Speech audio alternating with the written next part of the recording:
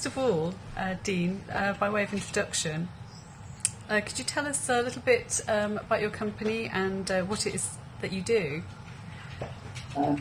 Yeah, well, we call ourselves Loop, and it's basically just me, Steph, my partner, or my wife, and we work from our home, and I would say that 90% of the people we work with are visual arts organisations, and I guess we would call ourselves graphic designers, working in print predominantly. Okay, and that is what you studied. I mean, that's what you have focused your working life on. Yeah. We studied design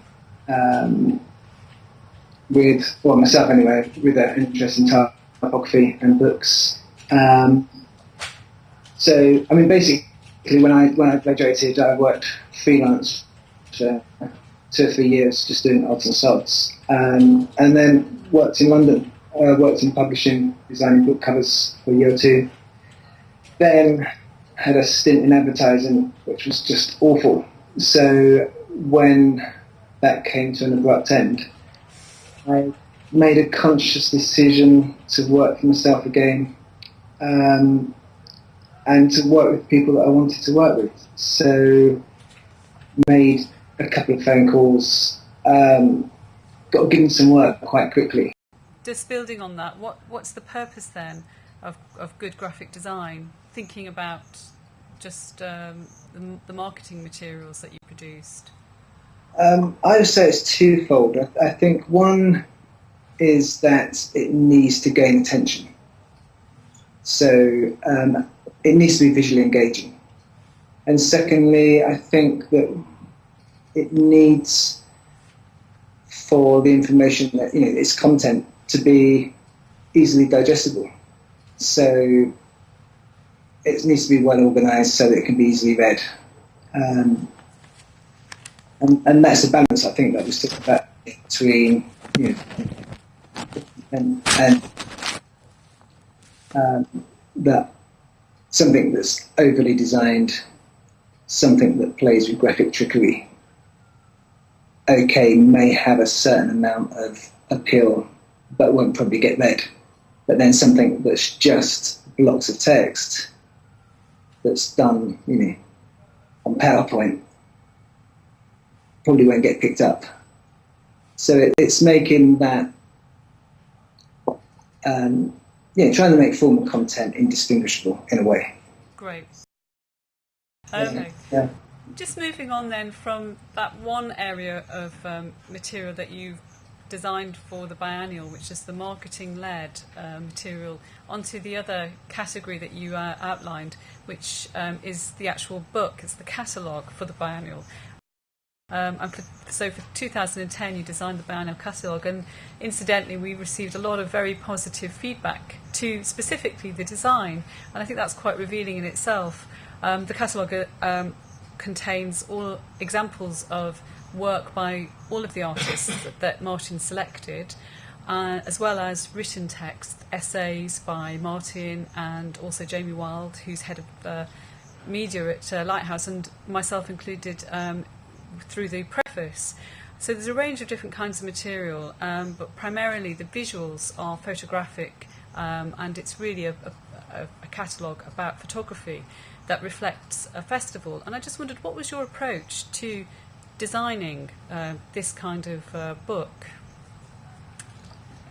Well, I think all books have an approach. Well, I have an approach to books that are probably quite common to most. But I think catalogues vary a little bit in as much as the work that's in there can be quite disparate, rather than a monograph that would have a familiar feel. So in some ways, that needs to be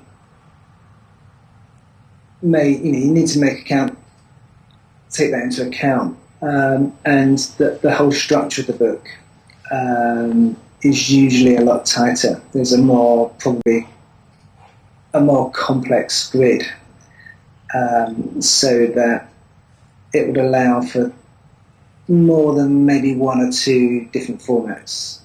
So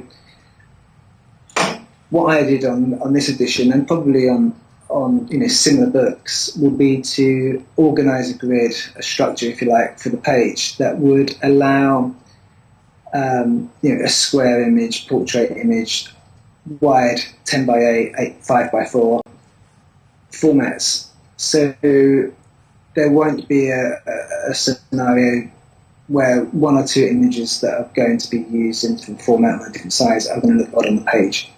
So you're basically making I don't know if it's a good analogy or not, really a clothes horse that will take more than one style of clothes.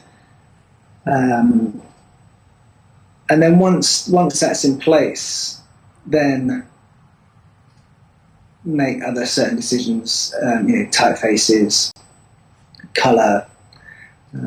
Actually, I should go back, and it's something that would normally be the first consideration that wasn't on this because of working with Blurb, which was quite interesting, in as much as that the first thing ordinarily with a book is you consider the format, you consider the book as a product, if you like. So you would make probably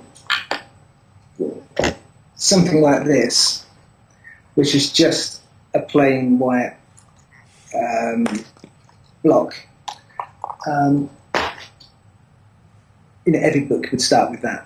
Whereas with Blurb, we didn't. We were working with 10 by 8, so it kind of cut out that process of thumbing through paper samples and getting that dummy made up in one or two papers.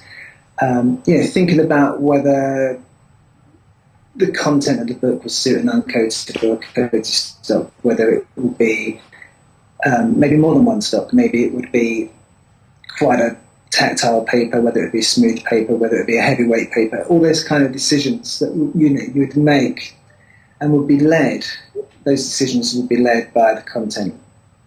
So that was kind of taken away with Blurb. It was quite interesting, in as much as you never actually got to fill this paper or